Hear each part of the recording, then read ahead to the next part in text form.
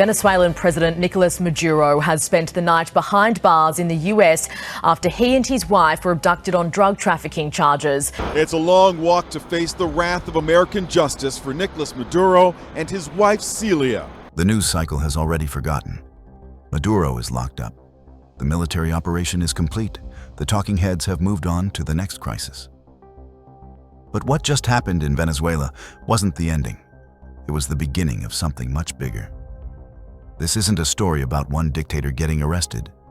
This isn't about justice or democracy or drug cartels. This is a story about economic systems, global power structures, and what happens when a superpower realizes it's running out of options. What you saw on television was theater. What's happening behind the scenes is a fundamental shift in how the world works. For years, the pressure built quietly. Sanctions tightened, financial access narrowed, energy markets restructured. China's economic presence in South America expanded steadily, methodically. Venezuela didn't suddenly become critical, it became unavoidable. What looks like a sudden military strike is actually the final move in a chess game that's been playing out for decades. This breakdown examines why this happened now, not 5 years ago. Why oil pricing, currency systems, and China's role in the hemisphere are at the core of everything, even when official explanations keep shifting. And why the contradictions between what they're saying and what they're doing reveal more than any press conference ever could.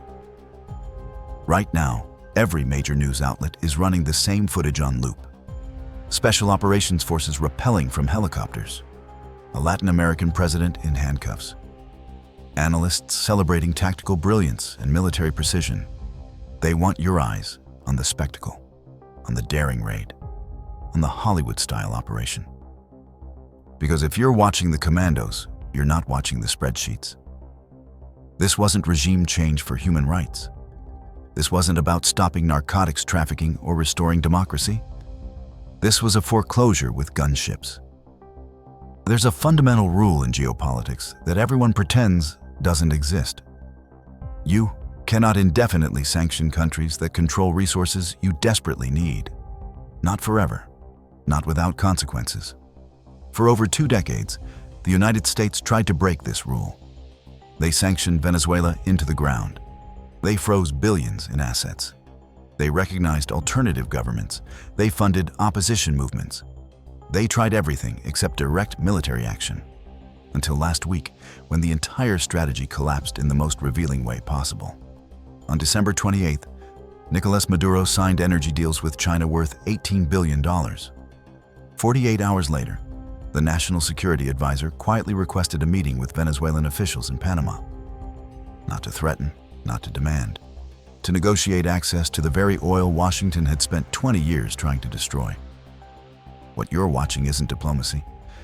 It's surrender that got interrupted by Delta Force. The media has been feeding you a comfortable narrative for years. They said the shale boom made America energy independent. They said the United States produces more oil than anyone, and therefore doesn't need the Middle East or Latin America anymore. This is half true. And in geopolitics, half true is completely false. America does produce massive oil volumes, but it produces light, sweet crude. Think of it like this. The US produces champagne, but its refineries were built to process whiskey. The enormous refinery complexes in Texas and Louisiana, the industrial core of American energy infrastructure, were constructed 50 years ago.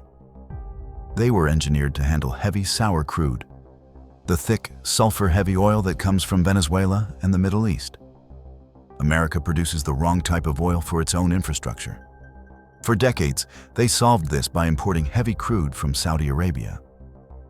But that relationship is effectively dead. Saudi Arabia is no longer America's gas station. Riyadh is cutting production to maintain high prices. They're joining BRICS. They're ignoring Washington's calls.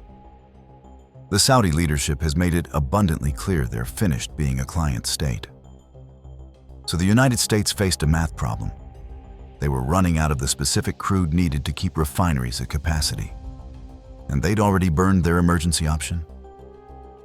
Over the past 2 years, the administration drained the Strategic Petroleum Reserve. The SPR exists for war, for genuine national emergencies. It's not meant to manipulate gas prices before elections. Yet they opened the valves. They flooded markets with millions of barrels to keep prices down artificially. Now the bill is due. The SPR sits at its lowest level since 1983. 351 million barrels total. Under the previous administration, 180 million barrels were released in 2022 alone after the Ukraine situation began. Those barrels haven't been replaced. The International Energy Agency projects a shortfall of 1.2 million barrels daily for 2025 if Iran tensions escalate and Russian sanctions stay in place. Washington looked at the map. They searched for heavy crude suppliers. Canada is maxed out on production. Russia is sanctioned and hostile. Saudi Arabia is uncooperative and pivoting toward Beijing. That left exactly one option: the massive heavy crude deposits of the Orinoco Belt. Venezuela. This is what the operation is actually about. Not oil volume, oil denomination. Venezuela controls the largest proven oil reserves on the planet, roughly 300 billion barrels. But production has imploded. Under Maduro, output crashed from over 3 million barrels daily to less than 1 million. Infrastructure decayed, investment stopped, skilled engineers fled the country. So if Venezuela barely produces oil, why does it matter strategically? Because this isn't about current production, it's about future control. For 50 years, global oil has been priced exclusively in US dollars. This arrangement, called the petrodollar system, creates automatic demand for American currency. Every nation that needs energy needs dollars to purchase it. That demand allows the United States to borrow cheaply, print money without immediate inflation, and finance debt at interest rates far below what economic fundamentals would otherwise dictate. But the system is fracturing. Saudi Arabia refused to renew its exclusive dollar arrangement. BRICS nations, Brazil, Russia, India, China, South Africa, are increasingly settling energy transactions in local currencies, or yuan. And Venezuela, according to multiple intelligence reports, was preparing to fully integrate its energy sector into China's cross-border interbank payment system and price its oil in a currency basket led by the yuan. If that happened, China could purchase Venezuelan oil without holding dollars. If China doesn't need dollars, demand for US currency drops. If demand drops, the dollar's value falls. If the dollar falls, the cost of servicing American debt explodes. This is the real threat. Not that Venezuela would sell 1 million barrels daily to China, but that Venezuela, sitting on 300 billion barrels, would prove you can price oil outside the dollar system and survive. That precedent is what Washington couldn't tolerate. The American dollar isn't backed by gold.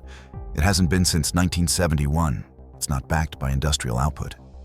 The manufacturing base has been gutted for decades. It's backed by one thing: an agreement made 50 years ago with Saudi Arabia. Oil must be traded in dollars. This is the foundation. Because every nation needs energy, every nation needs dollars to buy it. This creates permanent artificial demand for US currency.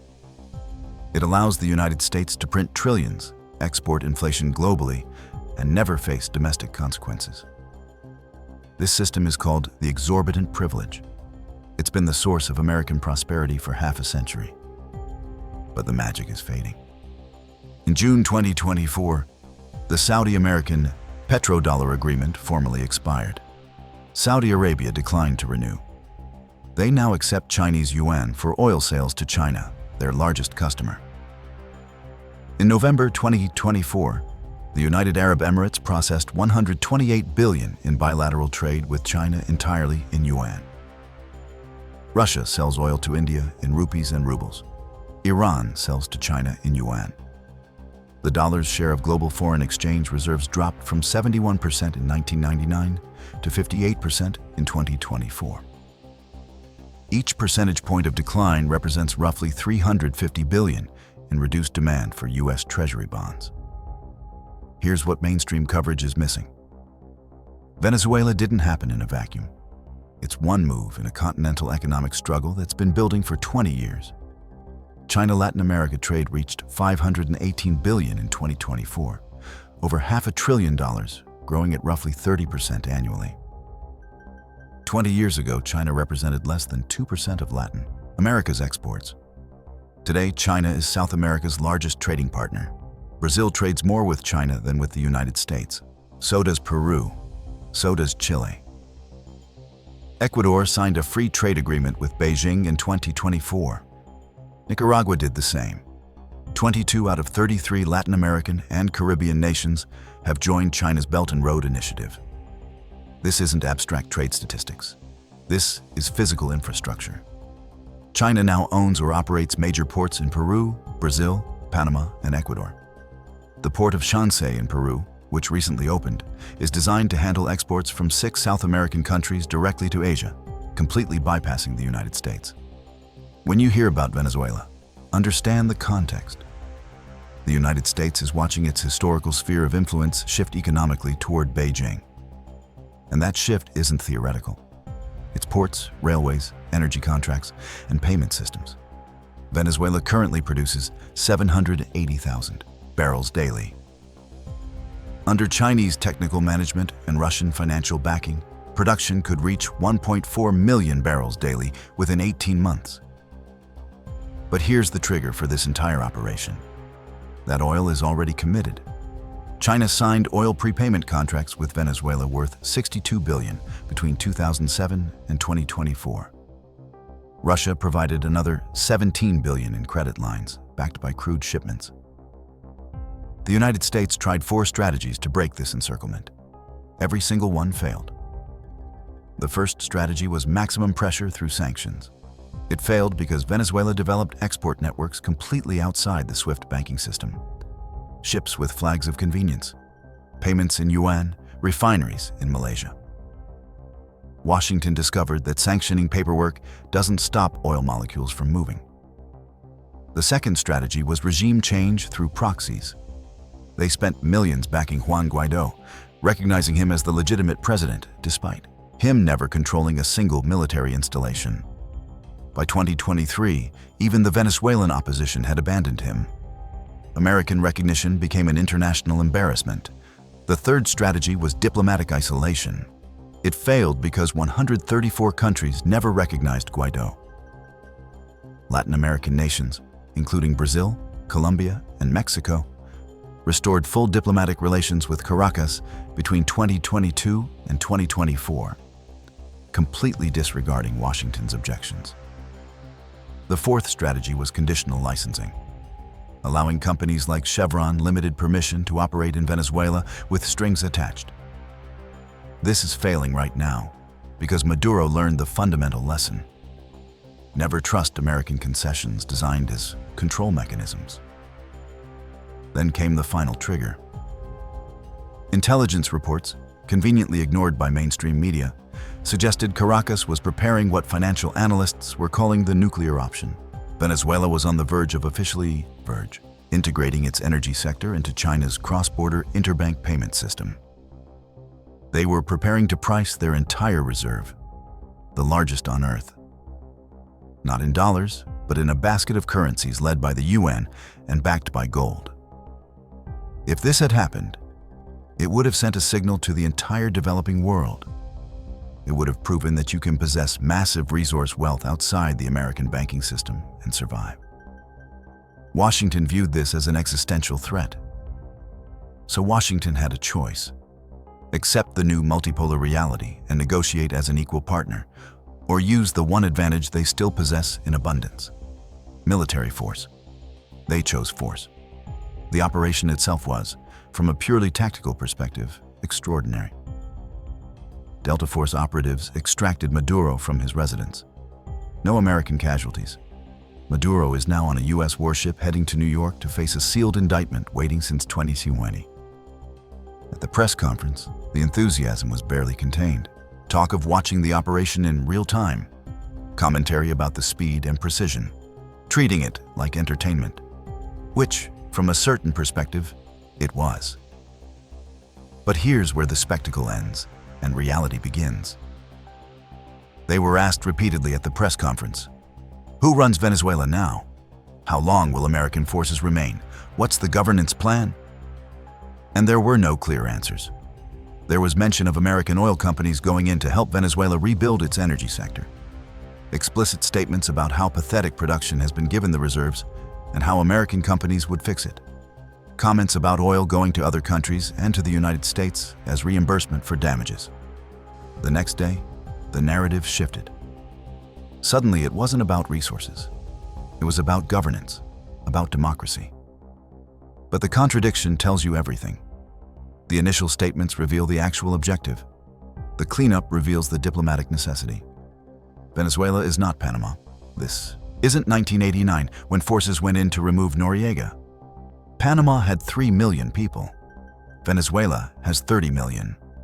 Panama hosted a massive American military installation at the strategically vital Panama Canal.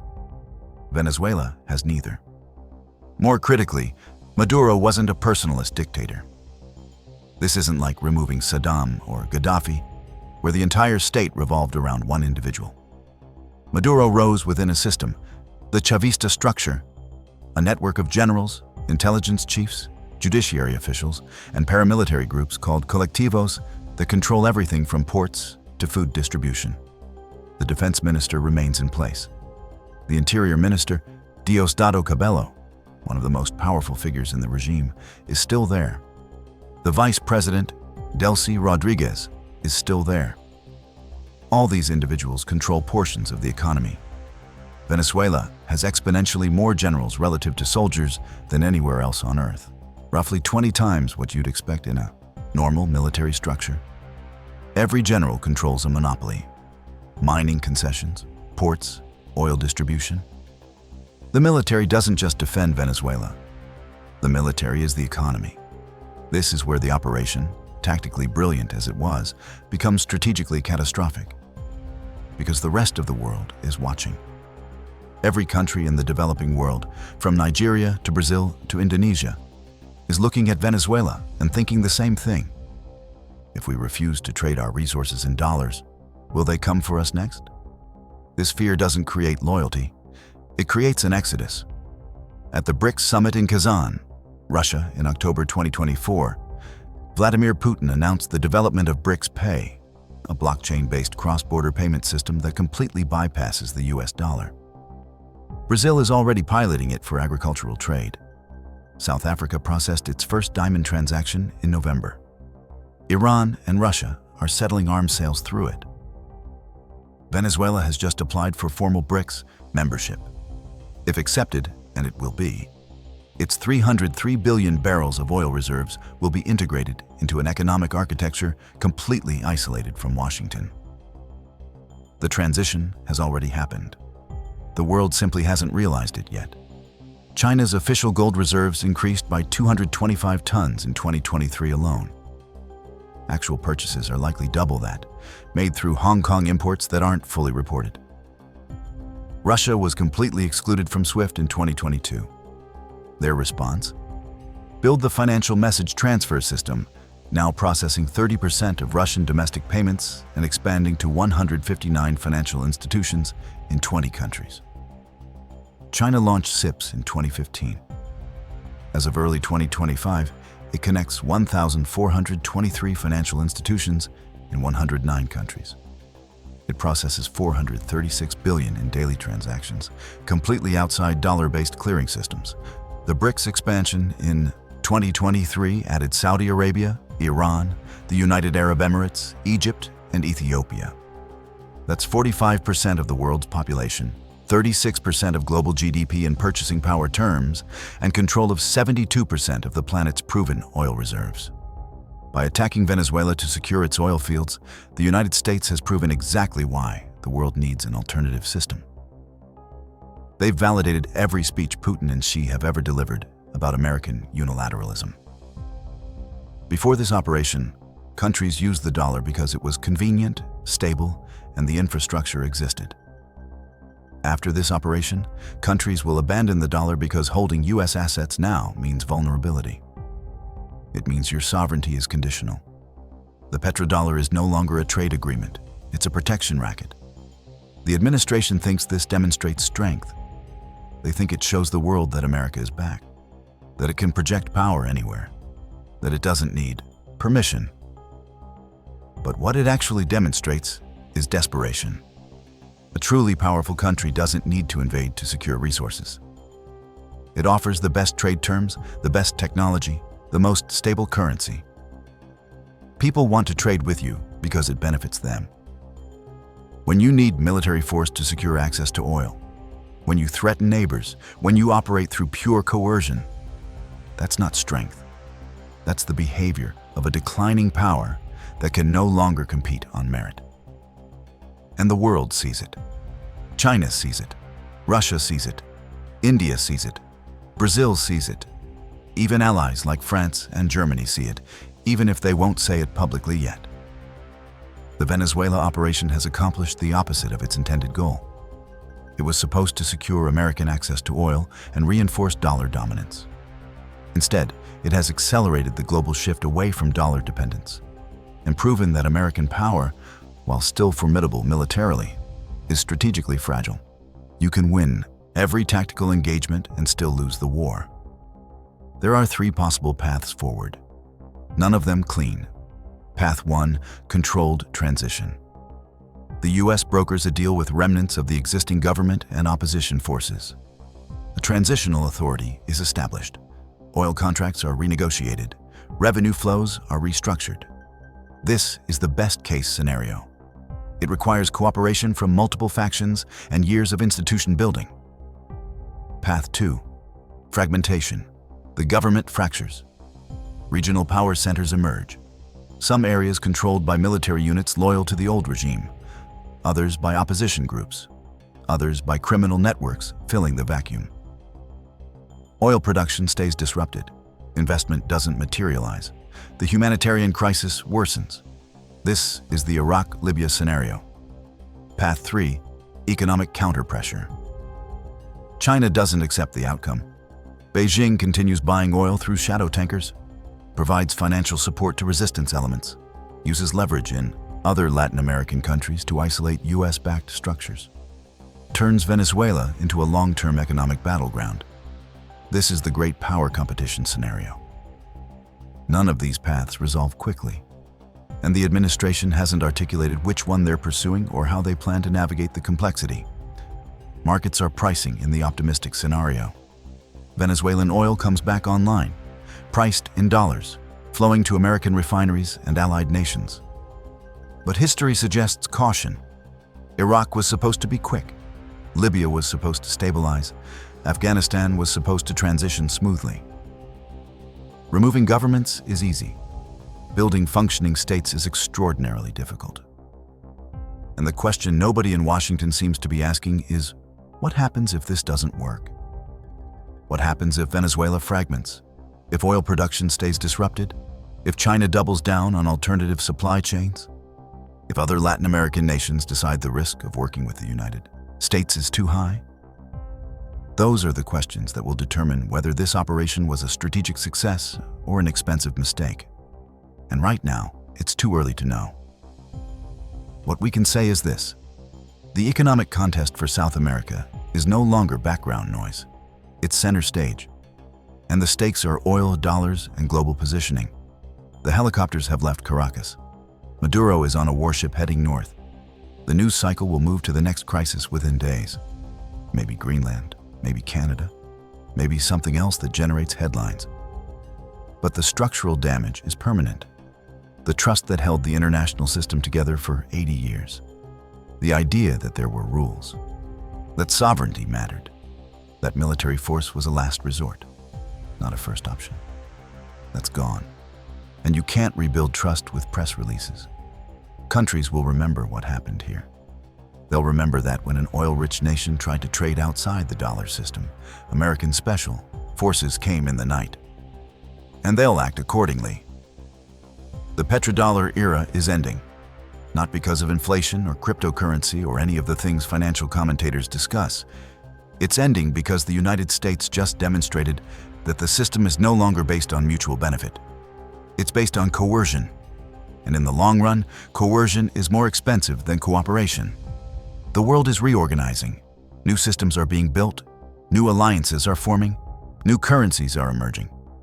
And the country that could have led that transition that could have shaped it to preserve its influence and prosperity, has instead chosen to fight it with everything it has.